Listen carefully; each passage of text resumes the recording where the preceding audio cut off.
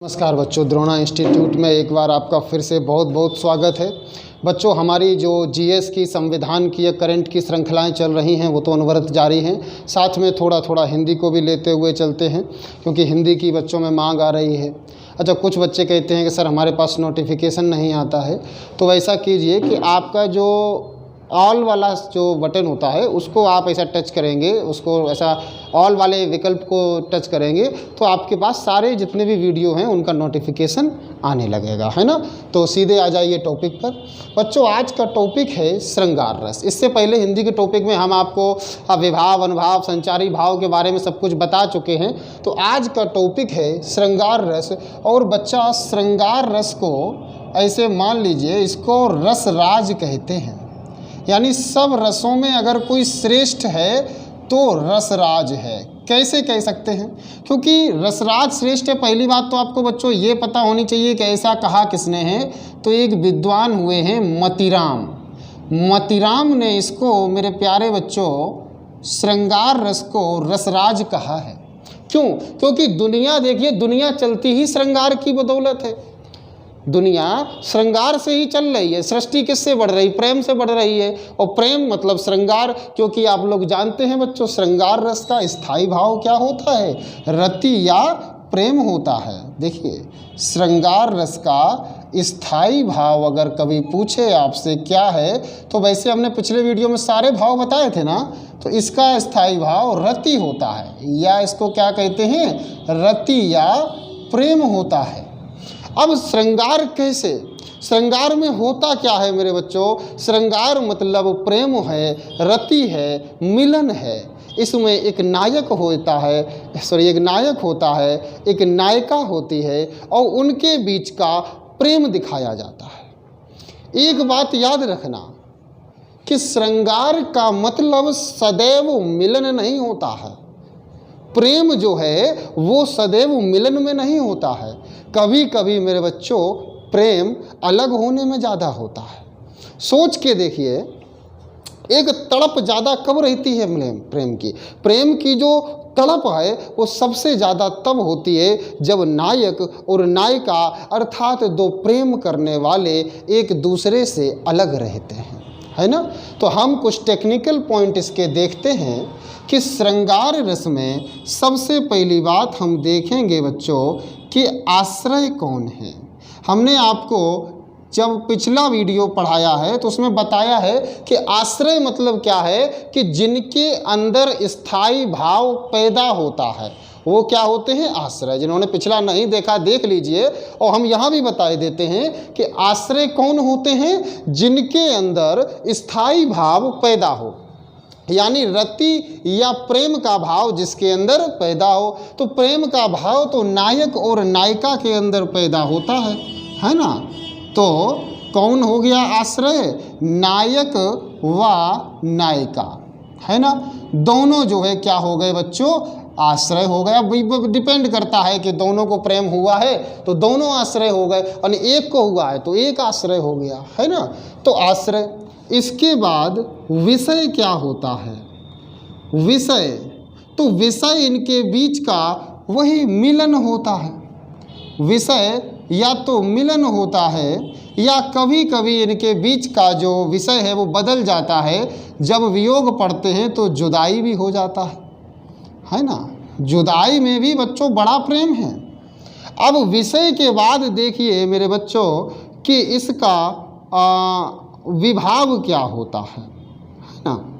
इसका विभाव क्या? तो हमने आपको बताया था कि विभाव चीज़ें क्या होती हैं, कि वह चीज़ें जो आपके मन में स्थायी भाव को पैदा करें वो क्या कहलाते हैं? विभाव कहलाते हैं। यानी आश्रय यानी नायक और नायिका के मन में स्थायी भाव यानी रति या प्रेम को पैदा करने वाले जो भी पॉइंट हैं वो क्या हैं, विभाव हैं।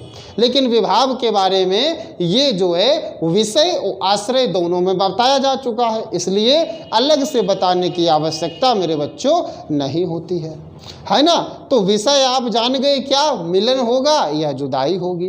अब बात आती है कि उद्दीपन। अभी यहाँ पर बच्चों हम ये जुदाई हटाए दे रहे हैं, क्योंकि ये हम आपको अलग से भी बताने वाले हैं ना, बस इसलिए बता दिया ताकि आपके दिमाग में कन्फ्यूजन ना हो जाए कि सिर्फ मिलन ही प्रेम है ना, ऐसा नहीं है। तो विषय के बाद अगला क्या है बच्चों, एक चीज़ आती है उद्दीपन, है ना। हाँ, टेक्निकल पॉइंट है ये उद्दीपन। तो हमने बताया था उद्दीपन मतलब होता है बूस्टर का काम कौन कर रहा, यानी कि प्रेम को, अब प्रेम पैदा हुआ है, सपोज करिए प्रेम पैदा हो गया है, लेकिन प्रेम को तीव्र गति से मेरे बच्चे बढ़ाने के लिए क्या चाहिए, आसपास का माहौल, जिसको कहते हैं ना मूड बनाने वाली चीज़ें आसपास होनी चाहिए। कैसे, मान लीजिए कोई नायक और नायिका यानी कि दो प्रेमी जोड़े हैं। आजकल के जोड़े तो मान लो बेटा कहीं भी है ना, कहूँ शमशान में बैठे हो, है हाँ, शमशान उधर चिता जल रही हो और उधर उनका कुकड़कू चल रहा हो, मतलब बातें चल रही हो। तो आजकल तो कुछ नहीं कह सकते, वो कहीं भी मूड बना लेते हैं। लेकिन हमारा साहित्य जो कहता है, क्योंकि हम आजकल का नहीं पढ़ रहे हैं, हम साहित्य पढ़ रहे हैं, तो उद्दीपन में लिखा गया है कि आसपास का माहौल कैसा होना चाहिए, जो सुंदर नदी का किनारा, चांदनी रात, जिसमें मतलब अगर लड़ाई भी चलती है तो वो लड़ाई खत्म हो जाए, वो क्या, चांदनी रात है, फूलों की बगिया है, नदी का किनारा है। ऐसी चीज़ें आपके आसपास प्रेम को बढ़ावा देती हैं। और ऐसा ये कोई नायक और नायिका के ही प्रेम को बढ़ावा नहीं देती हैं मेरे बच्चों, ये प्रेम को ही बढ़ावा देती हैं। आपको प्रकृति से प्रेम हो जाएगा अगर आप ऐसी जगहों पर जाएंगे। लेकिन अभी जब हम नायक और नायिका को भी पढ़ रहे हैं तो याद रखेंगे कि उद्दीपन में क्या चीज़ें आएंगी, जैसे मेरे बच्चों चांदनी रात है ना, और फूलों का बाग है ना। देखा है ना जो है रामायण में, बाग बिलोकन राजकुंवर दो आए, फूलों का बाग है। और क्या है, नदी का किनारा है, नदी के किनारे है ना बैठ जाते हैं, पैर डाल के पानी में फिर करो बातें, है ना। तो ऐसी चीज़ें प्रेम को बढ़ाती हैं। तो सारी चीज़ें पता चल गई, आश्रय, विषय और उद्दीपन, तीन चीज़ें हमें कहीं भी, और स्थायी भाव तो है ही मान लो, ये चीज़ें देखनी होती हैं। एक बार समझ लो, श्रृंगार रस का मेरे बच्चों स्थायी भाव रति या प्रेम है, आश्रय जिसके अंदर स्थायी भाव पैदा होता है, नायक नायिका है, विषय क्या चीज़ पे मिलन है, विषय वस्तु, उद्दीपन प्रेम को यानी स्थायी भाव को बढ़ा कौन रहा है, तो चांदनी रात, फूलों का बाग, नदी का किनारा, ऐसी चीज़ें इनको जो है बढ़ावा देती हैं। अब देखिए दो प्रकार का होता है, कितने, दो प्रकार का, यह यानी कि श्रृंगार रस दो प्रकार का होता है। श्रृंगार रस दो प्रकार का, दोनों का ही स्थायी भाव रति या प्रेम है, दो प्रकार का होता है ना। तो देखते हैं ये कौन से दो प्रकार का होता है। अभी आप सब लोग जान गए हैं, प्रैक्टिकली समझो। मैं कहता हूँ ना, हिंदी आपकी मातृभाषा है और इसको पढ़ने में भी बच्चों अगर आपको दिमाग लगाना पड़ गया तो जीवन का अर्थ नहीं है कोई, और वो भी प्रेम जैसे विषय पर, है ना। जीवन क्या, प्रेम है तो जीवन है, नहीं तो जीवन ही नहीं है। तो देखो यार दो चीज़ें हैं, एक क्या है, संयोग श्रृंगार है, संयोग श्रृंगार है, और दूसरा क्या है, वियोग श्रृंगार है। बच्चों एक चीज़ याद रखना, इसमें बस खो जाओ, बाकी सवाल जो क्वेश्चन आएंगे परीक्षा में वो यूं ऐसा सॉल्व होगा, बस चीज़ों को समझ लो कायदे से। संयोग श्रृंगार और वियोग श्रृंगार, यानी या तो संयोग में प्रेम है या वियोग में प्रेम है। अब देखो दोनों का ही स्थायी भाव रति या प्रेम है। अब यहाँ से हम लोग एक एक का उदाहरण देखेंगे। सबसे पहले देखते हैं कि संयोग रस है ना, संयोग रस का एग्जाम्पल। अब हम यहाँ से जानेंगे कि कैसे प्रश्न पूछे जाते हैं, कैसे प्रश्न पूछे जाते हैं, इन चीज़ों को हम देखेंगे। उदाहरण जो है पिछली परीक्षाओं में आए हुए उदाहरणों का एक कलेक्शन हमारे पास पूरा है, उससे हम आपको जो है उदाहरण बताएंगे कि कैसे कैसे उदाहरण आपके सामने आते हैं। जैसे देखो, बतरस लालच लाल की, है ना, ये बहुत फेमस सा एग्जाम्पल है। सबसे सरल से ही स्टार्ट करते हैं। बतरस लालच लाल की, मुरली धरी लुकाए, है ना, क्या धरी, मुरली धरी लुकाए।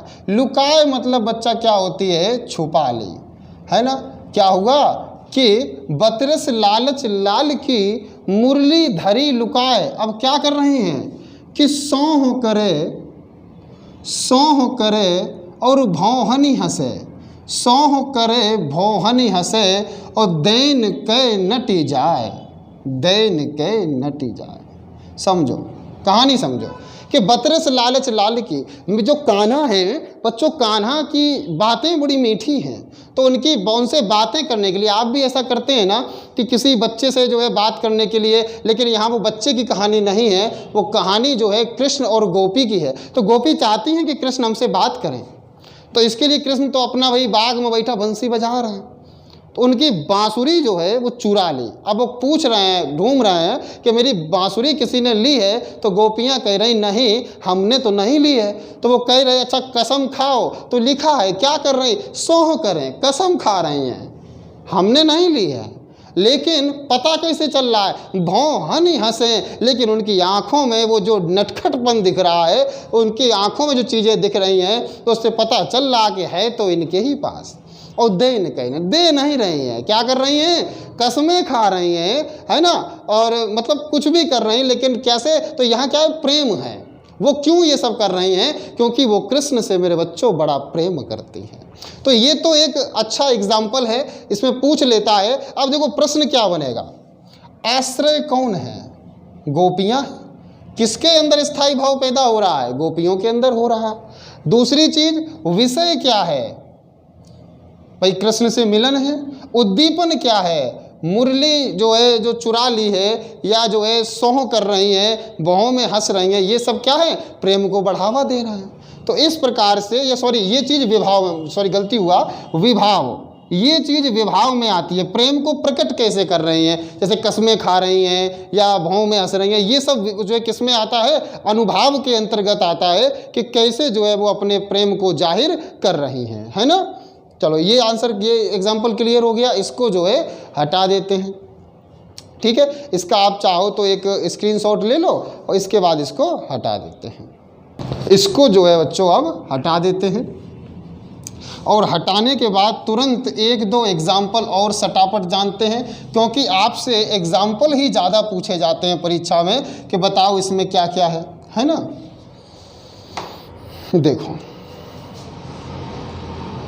अगला एग्जाम्पल होता है कि कहत नटत। तो क्या हो रहा है, कहत नटत रीझत खिजत, है ना। बच्चों अगर जान सकते हो तो बताना कि इसमें कौन सा अलंकार आ रहा है। अगर बता सकते हो तो बताओ कमेंट बॉक्स में कि कौन सा अलंकार चल रहा है। कहत नटत रीझत खिजत, और क्या है कि मिलत हसत लजियात। क्या है, मिलत हसत लजियात, है ना। और क्या हो रहा है कि भरे भुवन में करत हैं नयनन ही सो बात, करत हैं नयनन ही सो बात। अब मैं नहीं बताऊंगा कि यहाँ पर कौन सा जो है अलंकार है, आप स्वयं ही बताइए, नहीं तो बाद में मैं कमेंट बॉक्स में बता दूंगा, है ना। एक मिनट, जरा कॉल आ रही किसी की। मेरे बच्चों ये क्या है, कहत नटत रीझत खिजत मिलत हसत लजियात, भरे भुवन में करत है नयनन ही सो बात। यहाँ पर देखिए जानना क्या है अब वैसे बहुत लोग कहानी किस्से सुना देंगे, लेकिन बात को समझिए कि यहाँ आपसे प्रश्न कैसे पूछा जाएगा। सीधे बात प्रश्न की होगी और उसके उत्तर की होगी। तो सबसे पहले करना क्या है बच्चों, ये हिंदी है, हिंदी का अर्थ जितनी जल्दी समझ लोगे उतनी जल्दी ही आपको पूरी बात समझ में आ जाएगी। आश्रय क्या, स्थायी भाव क्या, अनुभाव क्या, विभाव क्या, सब चीज़ जान जाओगे। बस जैसे ही ये जो बात लिखी है इसका जो है स्टोरी दिमाग में बन जाएगा। हम देखो अभी 2 मिनट में बनाते हैं, अभी नहीं समझ में आ रही और देखो तुरंत हो जाएगी। हो क्या रहा है कि कहानी ऐसी है कि एक नायक और एक नायिका खड़े हैं और ये बात नहीं कर सकते, कोई समस्या है। आप समझ लीजिए कि वो नायक आप हैं, थोड़ी देर मान लीजिए, वास्तविकता में मत जाना, वो नायक कौन है, आप हैं।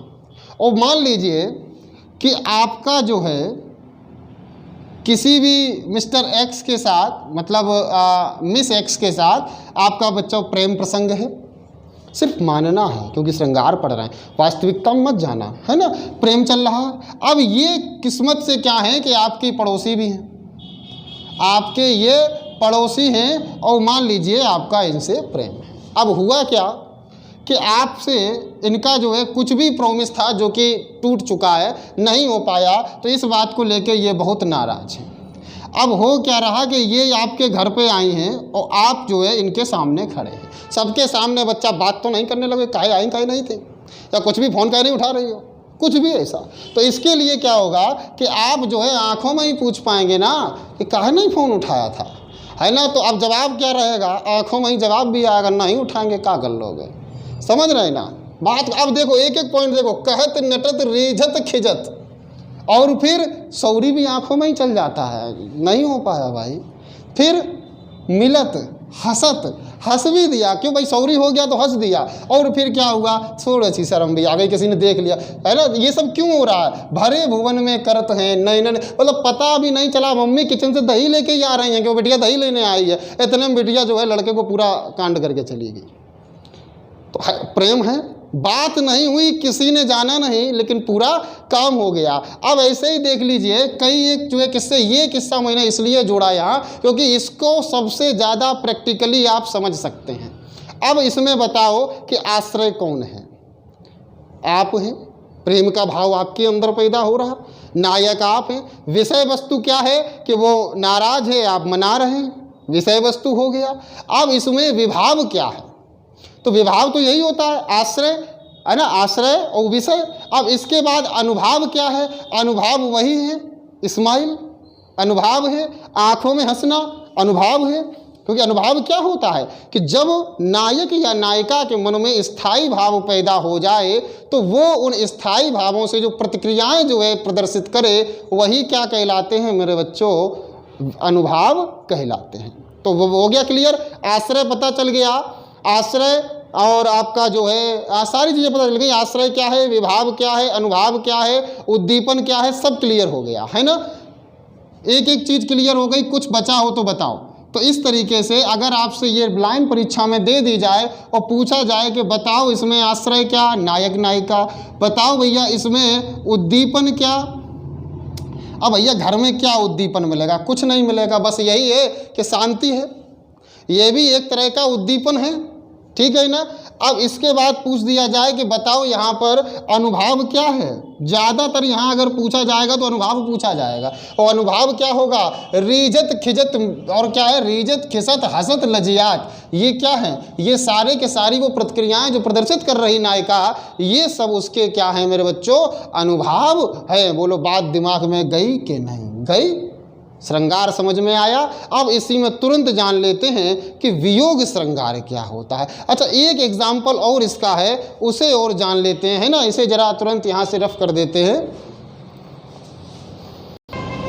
इसको जो है रफ करके एक एग्जाम्पल और इसका जान लेते हैं, जिससे आपके मन में सारी चीज़ें अनुभाव विभाव की क्लियर हो जाए। देखो श्री रामचरितमानस की बच्चों एक चौपाई है कि अस कही तही चितये, अस कही फिर चितये, है ना। देखो इसमें वर्तनी गलत हो सकती है लेकिन बाकी कोई भाव गलत नहीं होगा।